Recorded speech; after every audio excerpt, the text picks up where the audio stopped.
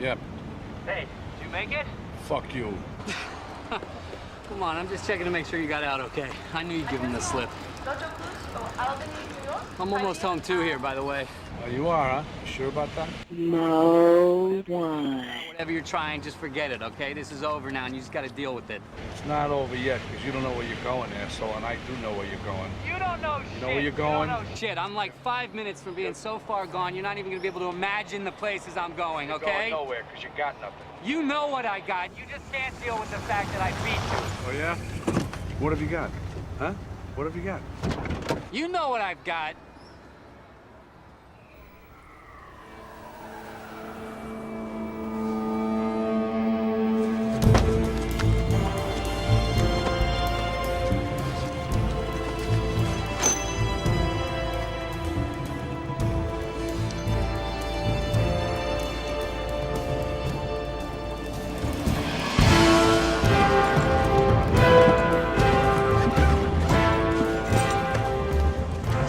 Let me ask you something, Jack. When did you start thinking you were better than me?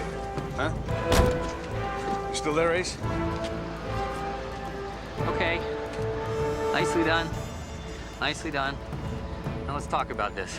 Okay, let's see. How'd you put it? Deal with it? It's over? No. I don't think so. You want me to list the ways I can burn you? We either work this out right now or I will take you down. Oh, yeah? How? My shop, my tools, they're gone. Me, my friend, I'm just a tax-paying jazz club owner. You, every cop in the city is gonna be looking for you right about now. So if I were you, I'd quit making threats and hit the road.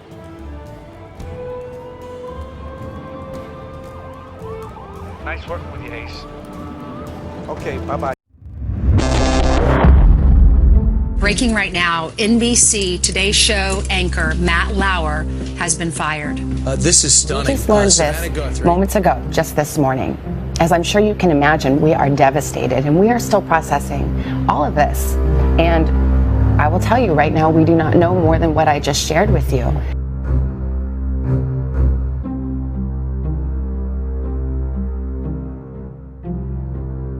Co-hosted the Today Show with Matt Lauer for 15 years. What is Matt's most annoying habit? He pinches me on the ass a lot.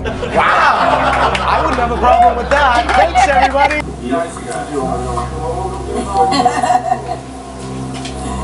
So Matt, this is you now, right? These are just crosstalks, and I'll meet you outside. Okay, see ya. Bye. Bye-bye. I'm going. Hey, sweater. Keep bending over like that. It's a nice view. I sure do. That was great. Drink it in, ladies. Again, Matt, really? It's the third time this week. Did your mommy give you those? Stop it, you're making me lactate. Get it while it lasts. From hosting the Today Show to filling in for Bob Costas, Matt Lauer has been doing a great job covering the Sochi Olympics. He's really professional, but I'm worried that working around the clock, because man, has he been working hard, may have resulted in Matt dropping his guard on camera, as you can see from our new segment called Creepy Matt Lauer. Skier Michaela Schiffrin won a world championship at the tender age of 17. Now she's 18. Everybody talks about how young you are, but you are no novice. You are a force. Thank you. It's nice talking to you. You too.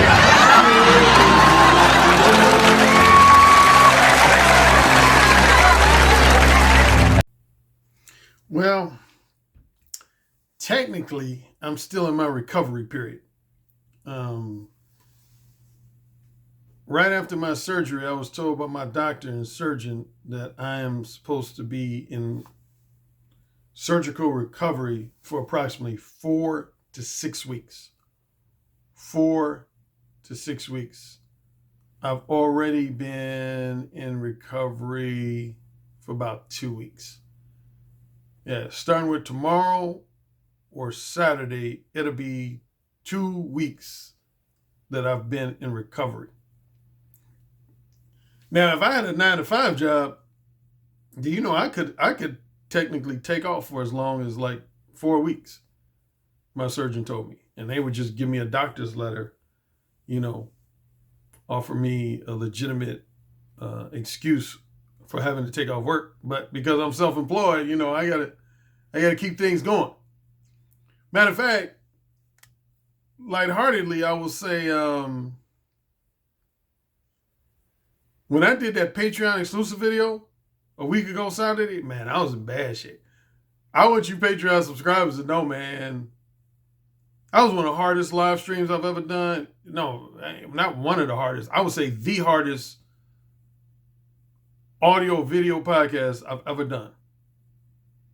Like, I remember one time I did that on Blog Talk Radio, where I had an audio podcast episode where you couldn't see me on camera, but if you could have saw me behind, I'll give an analogy.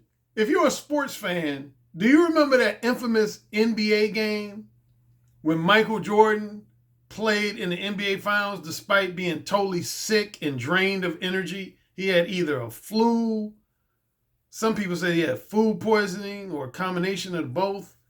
But yeah, you could tell watching that game and watching it, particularly during the timeouts when he was on the bench, he was just totally spent. But he ended up still playing, and he led his team to victory. I would, if I had to kind of at least loosely compare myself to Michael Jordan, I can name at least 2 incidences where I was similar to Michael Jordan.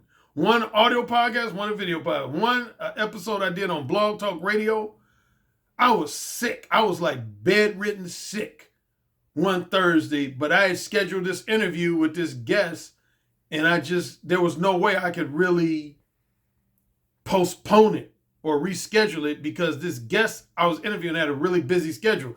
And the guest basically was like, if you don't interview me on Thursday, then you'll never be able to interview me, period.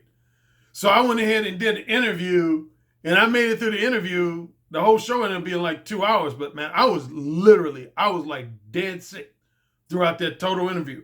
And most recently was my last Patreon exclusive video, which I did for about 75 to 90 minutes, man. I was in most people didn't know, I was in massive pain during that Patreon exclusive video. Massive pain. That's why I couldn't stay still. I kept moving.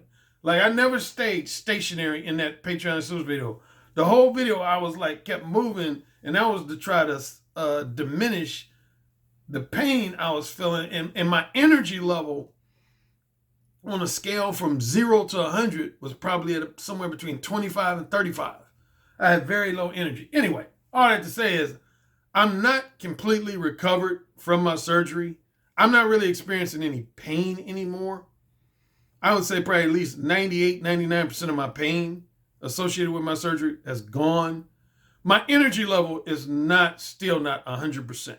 I would say it's probably back up to about maybe 90%, but I'm not 100% in terms of my full energy level.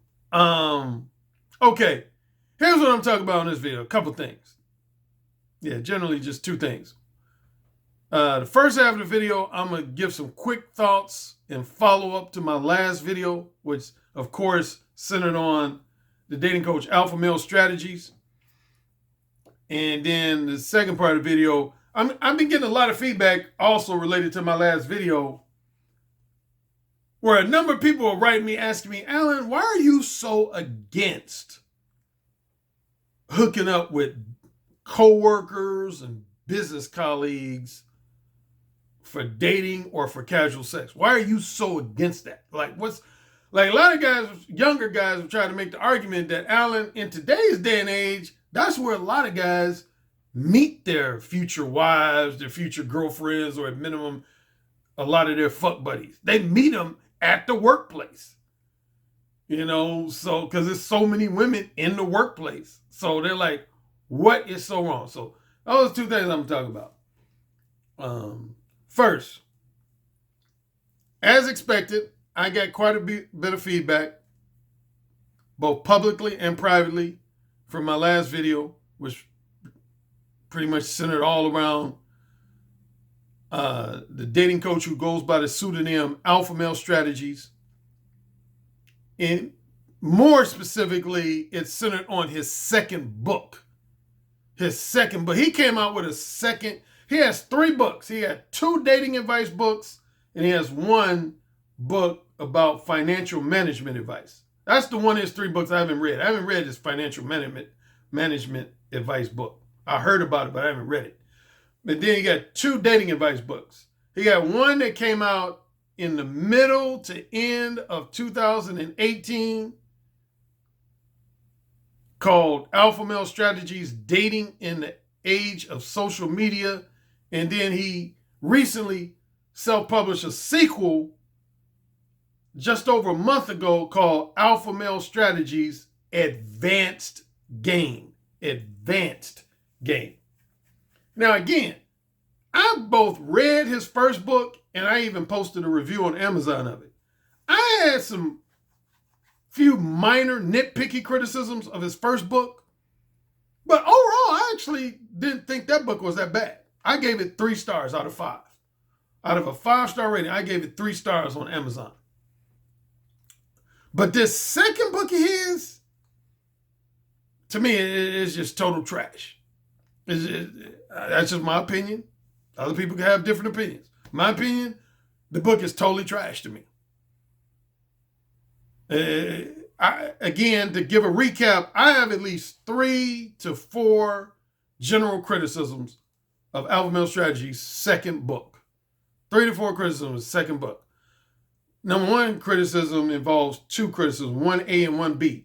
Criticism 1A, I don't feel like he truly wrote that book, his second book. I don't have any proof that he didn't, but just by reading the chapters, I think he hired a ghostwriter to write that book. I think he hired a ghostwriter to write that book. And then part 2 of criticism number 1 would be, he is totally trying to rebrand himself. What's known as rebranding. That's a media term, marketing term, rebranding. He's trying to reinvent and rebrand himself. He's basically going totally against the main arguments and talking points and attitudes and beliefs that made him become popular in the first place. Again, if you're not really that familiar with the beginnings of Alpha Male Strategies, when Alpha Male Strategies first start making noise, which was around this time of year. It was early to mid-December 2 years ago. Early to mid-December 2 years, about early to mid-December of 2017. That's when people first start becoming aware of Alpha Male Strategies. And the reason why people start becoming aware of him was because initially he started off as a critic of dating coaches. He started off as a critic of dating coaches.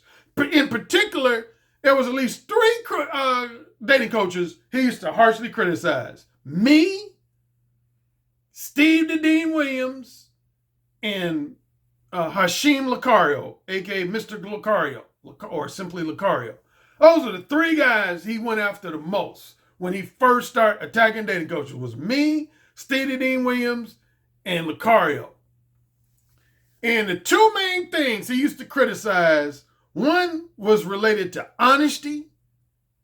He used to say, his basic attitude was, man, you got all these dating coaches talking about you should be honest with women about your desires, interests. He was like, man, fuck that. Fuck that. You saw the intro to the clip. He says it in the intro of my last video, in the intro clip I played of him. He was basically like, man, fuck all that honesty bullshit, man. He was like, man, I'm willing to do whatever it takes to get in a woman's pants. I'm willing to do whatever it takes to get in a woman's pants. He said, if that means lying to a bitch to get in her pants, I'm going to do it. If that means misleading and manipulating a woman and stringing a woman along to get in her pants, I'm going to do it. He said, I don't give a fuck. He said, women out here are liars. Women out here are manipulators. Women out here are gold diggers. I don't have no sympathy for these bitches. I want to fuck these hoes asleep. That was his main phrase. He used to say, I want to fuck these hoes asleep. And I'm going to do it whatever is necessary to do it. I'm going to do whatever is necessary to do it. So yeah, he initially started off as a critic of dating. Kind of like I said in the last video, he was pretty much an anti-dating coach. But then I had a follower write me just this morning. He gave a great assessment. And I want to mention his name, but I probably won't. This is a follower. He's been following me since my Blog Talk Radio days. And he wrote me this morning. He watched the video. He said, Alan, you know, great video. He said, I'm going to tell you, Alan, what my assessment is of Alpha Male Strategies. He said, because I remember when Alpha Male Strategies first came on the scene 2 years ago. He said, I remember when he used to talk about you all the time, throw jabs at you all the time, criticize you. Like a lot of people thinking you've been starting beef with him, but the reality is AMS used to always keep your name in his mouth, which is the truth. When AMS first started making noise, he used to always keep my name in his mouth. Always. That's what made me pay attention to him. He always kept my name in his mouth. And anyway, this fellow, he said, you know what I think about AMS? He said, I don't think AMS truthfully anticipated blowing up the way he has. I don't think he anticipated that. I think when he started out, he was just a guy who was very critical of guys like you and some other dating coaches. And he felt like y'all, like a guy like you, Alan, was basically too ethical. You were promoting advice that was too ethical, such as, you know, being honest about wanting to just fuck a woman and have casual sex with a woman. He felt like that was too ethical. And his attitude was, fuck ethics, fuck honesty, fuck morals and values, fuck ethics. I'm going to do whatever is necessary to get the pussy. He said that was AMS thing. And because of that attitude, he started unexpectedly attracting a bunch of young guys who co-signed with that belief. A lot of guys co-signed with that attitude, like, yeah, I agree with you, Alpha Male Strategy. Yeah, fuck being honest with bitches. Fuck trying to be the good guy and the nice guy and all that bullshit and all this ethical bullshit. Fuck them. If I'm a lie to a woman, make her believe I want to be her next long-term boyfriend or her next future husband, but then once I get the pussy, I'm going to dump that bitch. Yeah, Alpha Male Strategies, Alpha Male Strategies, Alpha Male Strategies. He started attracting. And then anyway, my fellow went on to say, he said, what I think has happened is, now that he has this immense popularity, he realizes that most of his popularity right now is what's known as a cult following. You've heard me mention this a few times before in videos. See, there's a difference between having a mainstream following and a cult following. Those are the two main types of following you can have when you work in media entertainment. You can have a cult following or you can have a mainstream following. Some people have transitioned from one to the other, and some people have exclusively just had one or the other. Like there's certain black comedians I've known over the years who started off like Robin Harris. Robin Harris, who I know personally before he died, he started off having just a cult following. He didn't have a mainstream following. It wasn't until approximately a year and a half, 2 years before his death where he slowly but surely started developing a mainstream following. But up until that point, he just had a cult following. He was just popular among his loyal black fans in the hood. And there's a lot of people in various forms of media and entertainment who've had, like a guy who's into talking about politics and shit. I want to say this guy named Alex Jones, I think he got banned from YouTube and Facebook. There was this guy named Alex Jones who, that's what he was known for. He had a huge cult following. But among mainstream media barely mentioned his name. Mainstream media never talked about Alex Jones. But he had a huge, like, over millions. He had like millions of cult followers. Like when I was at the Patreon conference last year, I met some people. I talked about it in a video real early this year. I was at a Patreon conference in early November of 2018. And I met people at this Patreon conference that I've never heard of. But yet, these people had some of them had as many as 1 million YouTube subscribers. Some of them had over 5 and in some cases over 10,000 Patreon subscribers. These people were making 6 figures easily. But yet, I had never heard of these motherfuckers. I was like, I don't know these motherfuckers. See, that's a classic example of somebody who has a cult following. Anytime you got a man or woman who has, say, 500,000 YouTube subscribers, 5 to 10,000 Patreon subscribers, but you've never seen their name or picture in a newspaper, you've never seen their name or picture in a magazine, you've never seen them on a broadcast radio interview, you've never seen them on national television, what that means is that person has a cult following. A cult. When you have a mainstream media following, that means you're going to see that person's name, face, or both regularly or semi-regularly in newspapers, magazines, broadcast radio interviews, and local, regional, and national television interviews. That's when you know you have a mainstream following. Is when you're featured in newspapers, magazines, broadcast radio shows, and local, regional, and national television shows. That's mainstream. That means you've gone mainstream.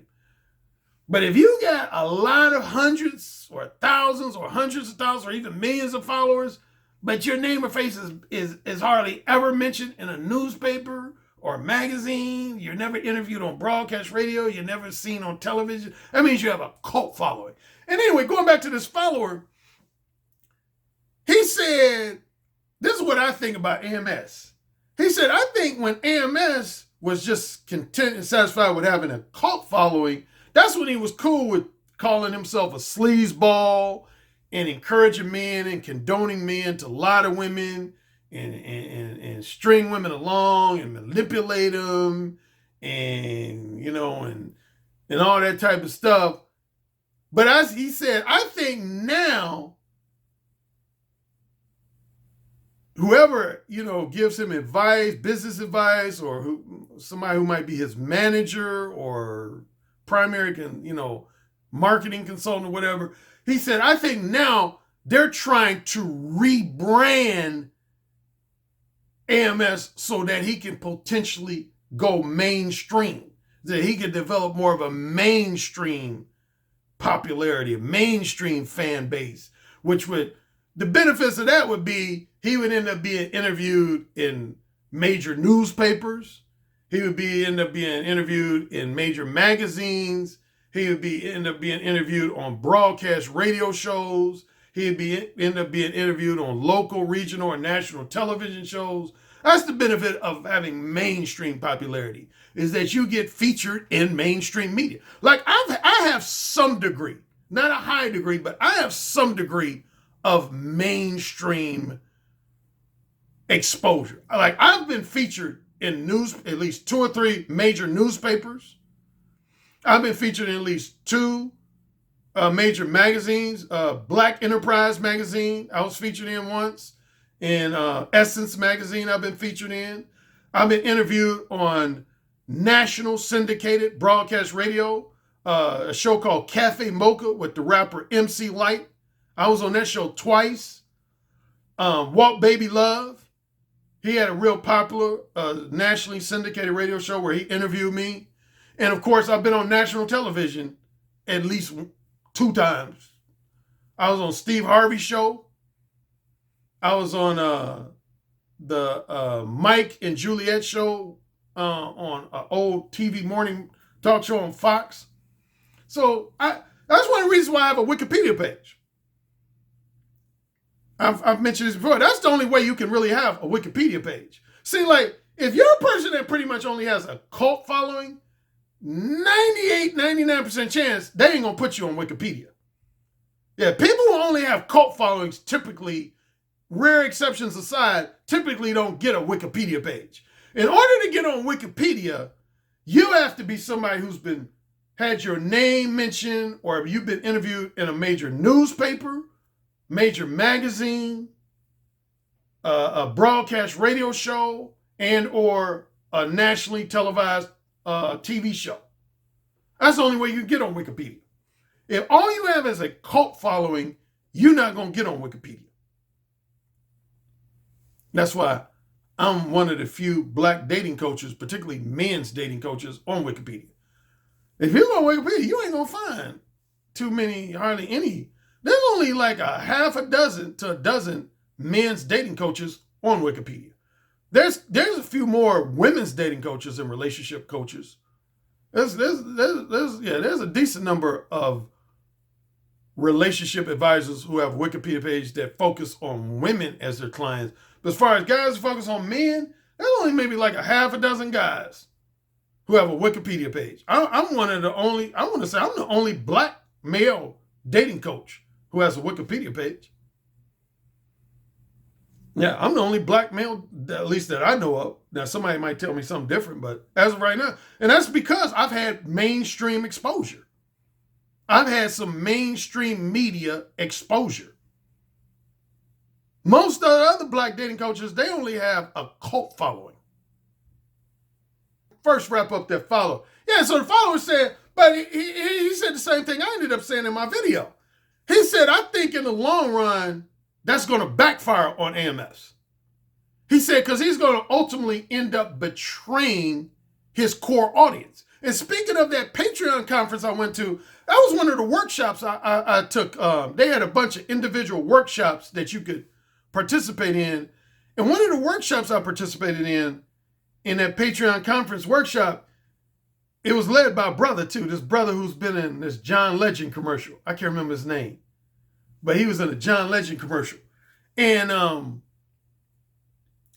his main thing was never betray your most loyal fan base and your core audience. Never betray them. You don't ever want to betray your loyal fan base. Again, man, that's what AMS is doing right now. With the publication of his second book, he's doing that. He's literally doing that. If I had to give a couple examples of what he's doing, y'all know my off and on beefs I've had with the black male YouTube personality. Well, I don't think he's on YouTube anymore.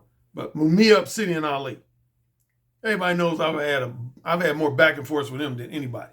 Now, his main platform centers around black female fuckery. He's all about criticizing the most undesirable behavior traits of black women and highlighting that and expounding on it. And yeah, he's all about black female fuckery.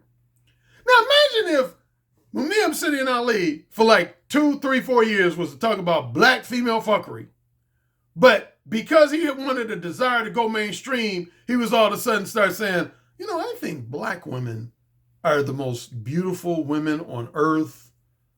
I think they are the easiest women to get along with on earth. And I think they are just a treasure that all black men should appreciate. Man, people would be like, nigga, shut up, man. Shut the fuck up. They would be, man, Obsidian would get blasted if he was to change his tune like that. Hey, 90% of his most loyal core fan base would abandon him within a matter of weeks if he was to change his tune like that. Or if I had to use my own self as an example. Now, as most people know, one of the things I've always encouraged and condoned is talking dirty to women. Not only just talking dirty to women, period, but more specifically talking dirty to women in the very first conversation. Now, imagine if like 6 months from now or a year from now, because I wanted to develop more of a mainstream audience, I was to say, hey guys, let me give you some advice. Never, ever, ever talk about sex with a woman in the very first conversation. Don't do it. Never use any R-rated language. Never use any X-rated language. Never use any triple X-rated language with women in your conversations, and particularly your very first conversation. You're just asking for bad news. That's just bad news. Man, if I came out and said something like that, man, I guarantee you, man, 95% of my loyal core fan base would abandon me in a matter of weeks, if not hours or days. They would be like, Alan Reg Currie is full of shit. Alan Reg Currie is full of shit. He wrote a whole book called Ooh, Say It Again. It's all about talking dirty to women, particularly in the first conversation. Now he's telling men not to do that shit. I would become a laughing stock if I did that shit, man. If I tried to rebrand myself in that way. Matter of fact, I give you somebody, most of you all are not going to be familiar with this woman. But there's a sister I'm familiar with that I interviewed a couple times on Blog Talk Radio. Name is Alexis K. Tyler. Alexis K. Tyler. Alexis K. Tyler she kind of experienced a real rapid increase in popularity, almost in the same way Alpha Male Strategies did 2 years ago. Alexis K. Tyler was this chick that initially nobody knew who the fuck she was, and she had this public access channel show based in Atlanta. And she had a potty mouth like a motherfucker.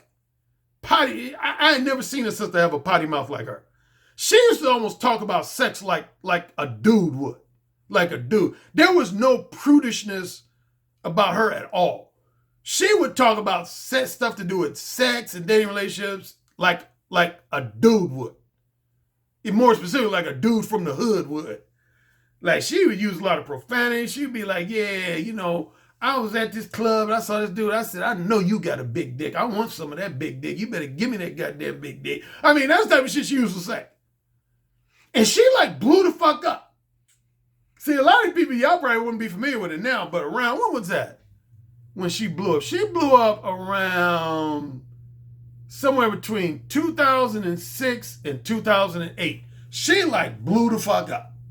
In terms of like a cult following, oh man, everybody on the internet was talking about Alexis K. Tyler. She was considered as having the most filthiest, most sexually explicit mouth of any woman, and in particularly any black woman on the internet. And then what happened, she started getting at least a small degree of attention from mainstream media. And me and her used to talk on the phone, and she ended up telling me when she would meet with these like people who wanted to do broadcast radio interviews with her or television interviews with her, they would basically tell her, Alexis, we like you. We like your charisma. We like your sassiness.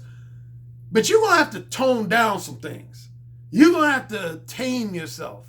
You're going to have to be, it's the only way they were telling her she got to become more conventional and politically correct. And she didn't want to do that. To her credit, she didn't want to do that. She was like, I don't want to do that. She was like, and she knew what I'm basically talking about. She was like, if I do that, my core fan base is going to abandon me. And I told her, I said, no, don't change from mainstream success. But half her wanted to because she was having some opportunities being presented her way. Some money-making opportunities being. See, that's the thing about mainstream, man. If nothing else, the main benefit of going mainstream is that you're going to make more money. But if you started off having a cult following and then you try to transition to more mainstream, the biggest risk involved is that a lot of your loyal fan base is going to start labeling you a sellout. That's what they're going to label you. They're going to say, oh, he or she sold out. They sold out for the money. They sold out.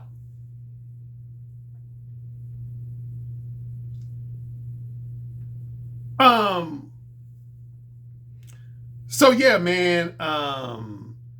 So I'm just saying this, you know, the reason I'm talking about this, I know people say, man, Alan, why are you spending so much time talking about AMS and stuff? You know, like I had some people write me saying, oh, Alan, I think you just jealous and envious of his success. No. Why would I be jealous and envious of somebody's success when I helped that guy achieve some degree of his success? I'm the one who told AMS about Patreon. Look up a video called ARC Claps Back at AMS, Call Me Dad. Look up that video. You want to know the main reason? Before I gave him advice on Patreon, AMS wasn't even paying attention to Patreon. I'm the one who told him about Patreon. Just like I mentioned Mumia Obsidian Ali earlier. Mumia Obsidian Ali was the first one who told me about Patreon. He was the first one who told me about Patreon. Now, he didn't help me accumulate my supporters. I ain't gonna give him that much credit. He didn't help me accumulate any of my Patreon supporters, just like I would say I didn't help AMS accumulate the number of supporters he has. I'm not trying to suggest that I helped him accumulate his supporters, but if nothing else, in terms of just making him aware of Patreon, I was the main one who told him about the benefits of doing Patreon exclusive videos. I was literally the first one who told him that. So why would I be jealous and envious of the fact that of his Patreon success? And then the second thing, and then I'm going to leave him alone. I'm going to my next topic. Some people said, Alan, I like both of you guys. I like and respect both of you guys. Alan, with all due respect, when you have to say you need to give him just give him a pass or give him the benefit of the doubt, because maybe he's evolved. Maybe he's evolved and matured as a dating coach. I had at least a half a dozen guys write me notes along the lines that say, "Oh, when you just say that the only thing AMS is guilty of is evolving and maturing as a dating coach," no, I won't give him a pass. Here's why. I'm going to try not to be too lengthy. See, when you're a professional dating coach, you're marketing yourself as someone who offers expert advice. What's known as expert level advice. When you're an expert, that means you know your shit. Plain and simple. When you're marketing yourself as an expert in a particular industry or a particular field, that means you're saying, I know my shit backwards and forwards, upside down, sideways. I know my shit. That's what you're saying when you market yourself as like a professional dating coach or a top-notch health and fitness trainer or a physician or an attorney. Would you hire an attorney who you felt like didn't know their shit? Would you want a medical surgeon working on your body who you felt like was still figuring things out? Would you? Have you ever worked with Dr. Francis? Oh, yeah. He's okay. Just okay? Guess who just got reinstated? Well, not officially. Nervous? Yeah. Yeah, me too. Don't worry about it. We'll figure it out. I'll see you in there. Just okay is not okay, especially when it comes to your network. AT&T is America's best wireless network according to America's biggest test. Now with 5G evolution, the first step to 5G. More for your thing. That's our thing. Huh? Would you want a medical surgeon working on your body? I just recently had surgery like 3 weeks ago. Would you want somebody working on your body that you felt like they were still figuring things out? The fact that AMS is expressing all these contradictory pieces of advice, these inconsistent pieces of advice, these flip-flops, where 1 minute he's encouraging and condoning lying to women, but now in his second book, he's saying he has strong disdain for men who lie to women. That's a flip-flop. That means he's still figuring things out, which means he doesn't have the credibility to market himself as an expert because he's still figuring things out. I ain't figuring shit out. My shit, like the fellow who wrote me this morning said this in his email. He said, Alan, you've been consistent for probably the last 20 years, which is the truth. Ain't nothing major about my piece of advice that has changed over the last 20, 25, 30 years. Nothing. My shit's consistent, man. I don't be changing my shit from year to year or decade to decade. I don't be changing my pieces of advice. All of my one advice I give now is pretty much exactly the same as it was 20, 25, 30 years ago.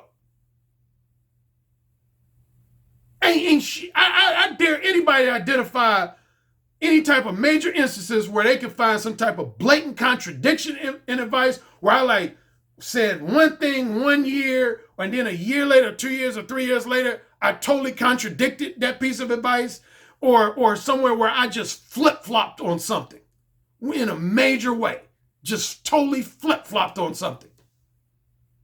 I challenge you. If you want to accuse me of doing that, I challenge you to name an instance where I've done that. I challenge you to name an instance, even one instance where I've done that. My shit's consistent, man. My shit's consistent. I know my shit. Plain and simple.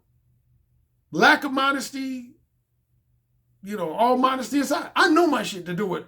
When it comes to understanding the psychology of women as it relates to dating relationships and as it relates to their sexual nature, their sexual duplicity, I know women like a college professor, which is why I taught a college level class. Drops mic.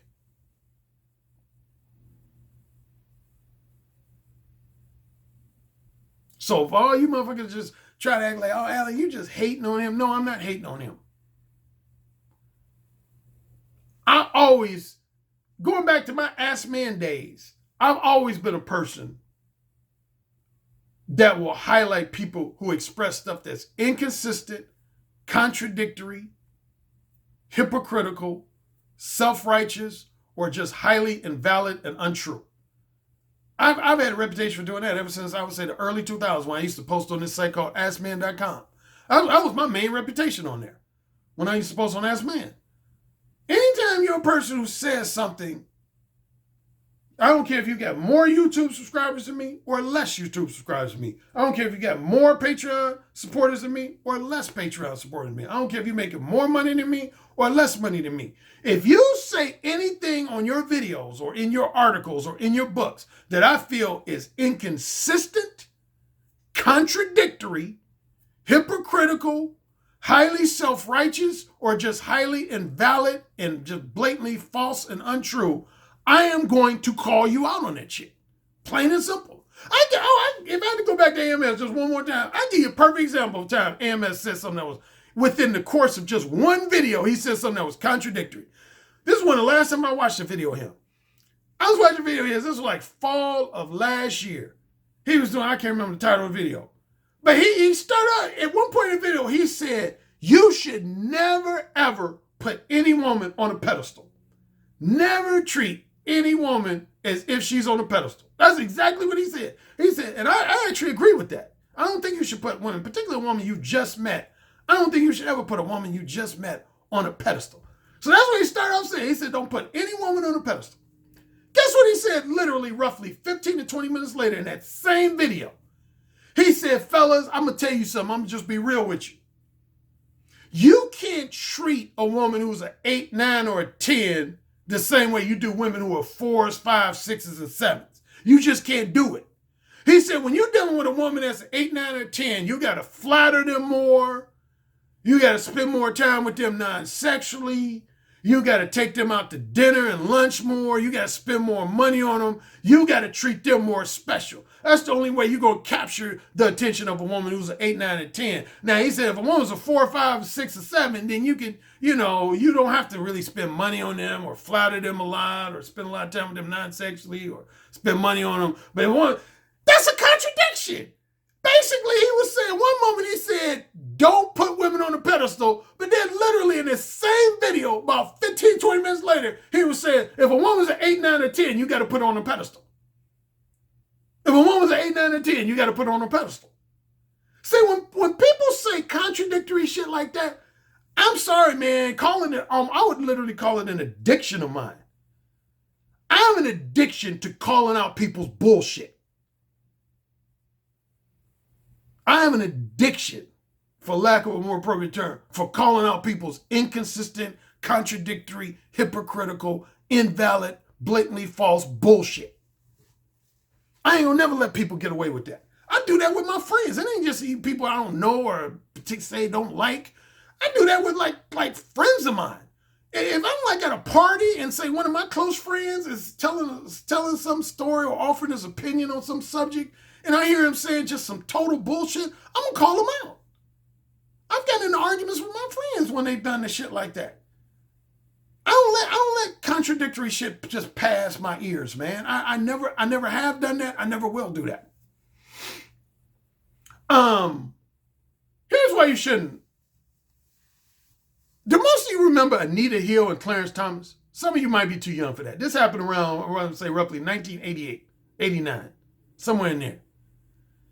That landmark case, which was all over the news at the time, that's what really changed things for people wanting to mess around with people that they work with. And so people have asked me, Alan, why are you so hard against men pursuing women either for a long-term romantic relationship or pursuing women for casual sex in the workplace? Because in simple terms, it's very risky depending on who you work for, what company you work for, what corporation you work. See, here's the thing. There's no universal standards for what's appropriate versus inappropriate in the workplace. Like, when it comes to your interacting with women in your personal and social life, there's some universal laws. There's some universal things that you just can't do. You can't just go up to a woman and grab her tits or grab her ass. That's sexual assault. You can't grope a woman. You can't just go up to a woman and just unzip your pants and pull out your dick. You can't do that. You can't just walk up to a woman and just, without her consent, just start kissing on her. You can't do that. That would, you would be charged with sexual assault. Now, when it comes to workplace guidelines and rules and policies, that's more subjective and tailored to that particular company or that particular corporation. There's some companies, mainly like small companies with only a few employees, that might have very loose rules, guidelines, and policies. Then there's some companies and corporations, they have what's known as a no fraternization rule policy. A no fraternization policy. What does a no fraternization policy mean? That means you are strictly prohibited from entering into any type of romantic relationship or strictly sexual relationship with one of your coworkers or colleagues or supervisors or subordinates. Not only while you're at work, but even away from the workplace. You can't do it or you will be fired. So if you work for a company or corporation that has what's known as a strict no fraternization policy, that means not only can't you do anything flirtatious with a member of the opposite sex while you're at work, but even when you're at home on the weekend in your own free time, you can't fuck somebody you work with. You know, as most people know, I got fired from a job at least once. In fact, I don't want to get all the details, but yeah, there was a woman who performed oral sex on me on the work premises.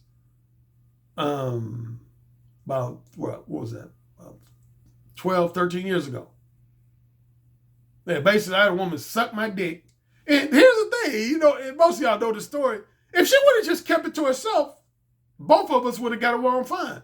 But the first mistake she made, she called herself being cool with her female boss. She thought they was like, you know, girls, like they could just talk freely with each other, ignoring the fact that that's her supervisor. She kissed and told to her supervisor, like, hey, you know Alan Roger Currie? Yeah, I sucked his dick. And her supervisor's like, oh, really? Here? At work? And next thing you know, I'm brought into the office and they asking me, did I allow her to suck my dick? And I'm basically like, yeah, I allowed her to suck my dick. And I got fired.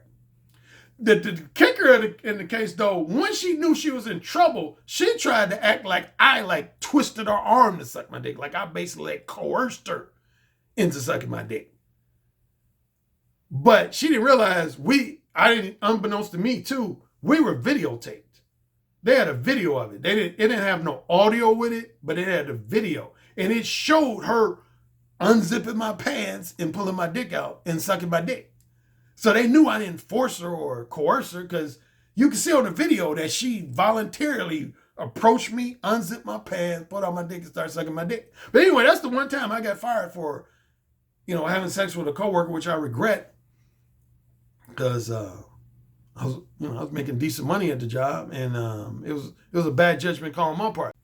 All things considered, under general circumstances, is too risky. Now, let's say that's it. I've already said my piece, but that's it. Let's say you're a guy who's hard-headed. You like, hey, Alan, man, I'm sorry, man, but I still want to fuck one of my coworkers. First recommendation I would do, don't do it on work premises. Wait till you're away from work premises to make your move on a woman. Do it away from work premises. And within the parameters of my teaching, as I've said before, definitely do not try to be Mo 1 hardcore with a woman while you're at work, particularly on work premises. Don't be Mo 1 hardcore. You could be regular Mo 1 or Mo 1.5, but I would definitely stay away from Mo 1 hardcore. But here's one of the biggest problems that happens though, man. If you guys, for those of you who've never had this experience before, here's one of the biggest things I don't like about having sex with women that you work with, is that before you two have sex and while you two are having sex, things are always going to seem pretty cool. Things are always going to seem like they're going well. Here's going to be when problems are going to usually start, is when one of you two breaks it off. Either you break it off with her or she breaks it off with you. There's always going to be a greater than 50% chance that after that, drama is going to ensue. I'm going to guarantee it. Drama is going to ensue. Drama is going to ensue. I've seen it with other people, and I've had it happen at least maybe once or twice with myself. Yeah, like let's say you and a coworker, you and a business colleague, y'all start fucking, I don't know, for 6 months. Everything's going fine. Then all of a sudden, you find another coworker you want to fuck in the office, and you want to stop fucking the original woman. So you kind of break it off, and then just say one day at work, she's going to be like, oh, so you fucking that bitch right now. Oh, that's what's going on. Oh, so you going to dump me because you now fucking that bitch. And she going to start loud talking you in the office. Everybody going to be stopping and staring at you. And you going to be like, oh, baby, what's up? Why don't you cool out? No, I ain't going to cool out. Me and you been fucking for the last 6 months, and now you going to fuck Felicia, who sits 2 cubicles away from me? Now you going to fuck that bitch? Do you want that type of drama in the workplace? Honestly. Do you want that type of drama? I'm telling you, man, at minimum, there's going to be a 50% chance you're going to experience that type of drama when you start fucking subordinates, co-workers, and supervisors. Definitely, out of those, speaking of that, out of those 3, your best option is to go for somebody who's on the same level as you. Same level as you. It is very risky. The most risky is to fuck somebody who's a subordinate of you. That's the most risky. You always want to stay away from dating or fucking women who are subordinates, meaning they answer to you. You are like their boss, their supervisor, their manager. You want to stay away from that shit. You asking for a sexual harassment lawsuit. You asking for one. I guarantee you are.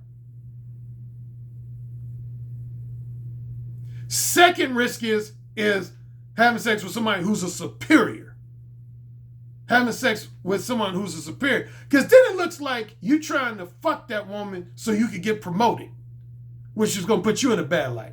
That's what it makes you look like. When you fuck a superior, it makes you look like you're trying to fuck that woman so you could get promoted. That's bad news. The least risky out of the 3 options is to fuck someone or date someone and or fuck someone who's on the same level as you. They're not above you in rank and they're not below you in rank. They're on the same level as you. But even that, again, depending on the company and corporation, has its drawbacks and it has its risks. Just keep that in mind. All right, in my Patreon exclusive portion, I had somebody make this comment, kind of question/comment, that Alan, I know you always emphasize seducing women to get them in bed, seducing them, and that's why you emphasize mouthpiece. But wouldn't you have to argue that part of seduction does involve lying to women to a degree and bullshitting? I've heard a lot of pickup artists say that an integral part of seduction is, telling pleasant white lies and feeding women basically pleasant bullshit in order to get them in bed. What are your thoughts? I'm going to address that in my Patreon exclusive portion.